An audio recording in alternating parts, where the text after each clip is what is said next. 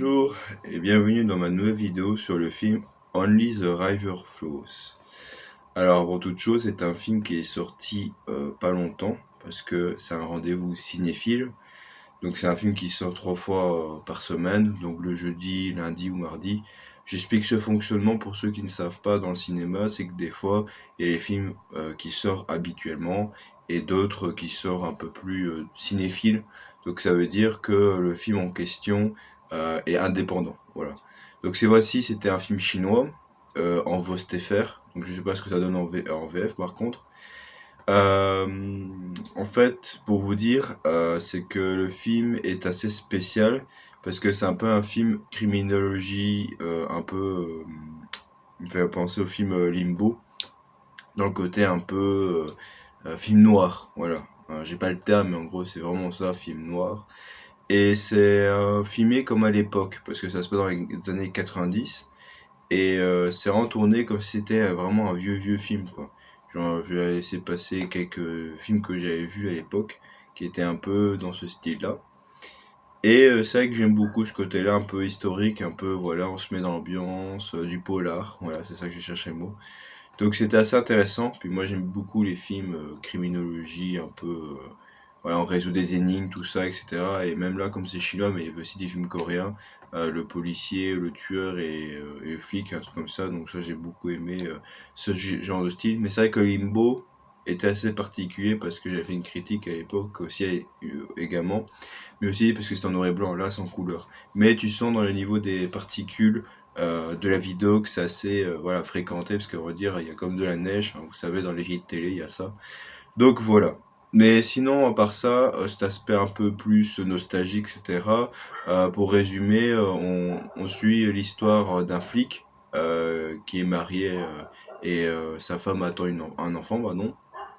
Et en gros, son bureau était délocalisé dans un cinéma qui a été abandonné, donc qui a été réhabilité pour une nouvelle affaire d'enquête judiciaire, également pour aussi un peu être un peu, allez, un peu en Tsum Tsum quoi.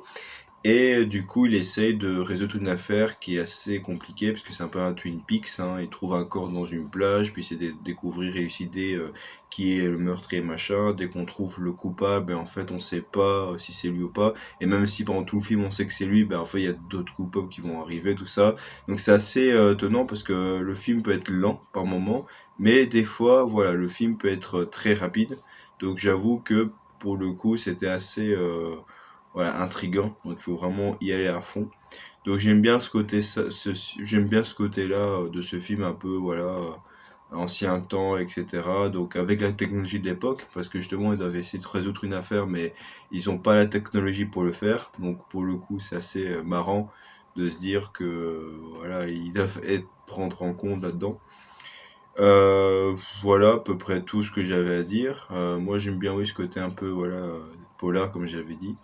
Mais sinon, en soi, si je dois vraiment faire une critique, bah, le film, c'est comme beaucoup de films japonais hein, et chinois aussi, que je peux. C'était pas Drive My Car, mais c'est le même réalisateur que ce génie, qui est pareil, ça a l'air d'être excellent et tout. Puis à la fin, il y a une histoire qui est relevée là, avec un indice et tout, où on retrace toute l'histoire. Et en fait, à la fin, on est paumé parce que le message est différent de tout le film. Et à la fin, je me dis, mais je suis perdu parce que là, je comprends pas ce qu'on me raconte en fait.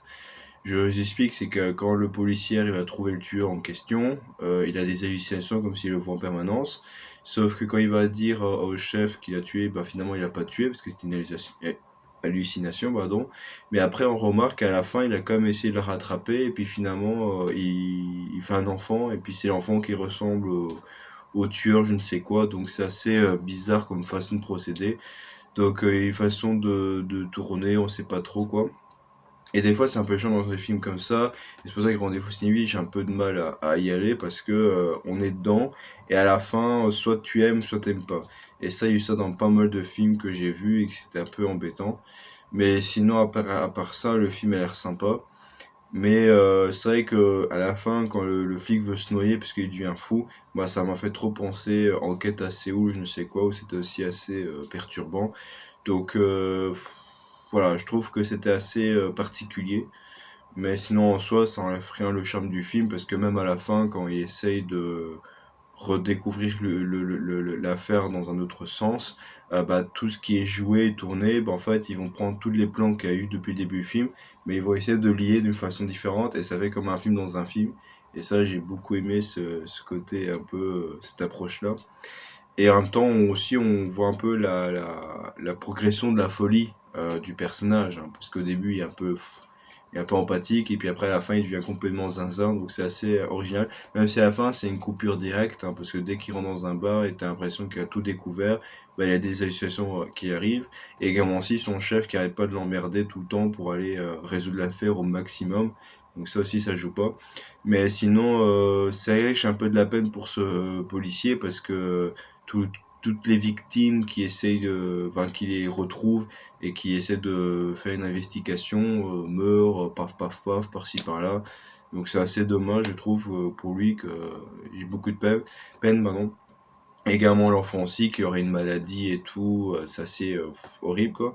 Mais voilà, j'avoue que ce film voilà, me laisse un peu perplexe, parce que moi j'aime bien le côté un peu space opera, mais je veux dire oui, Polar Express, on va dire ça.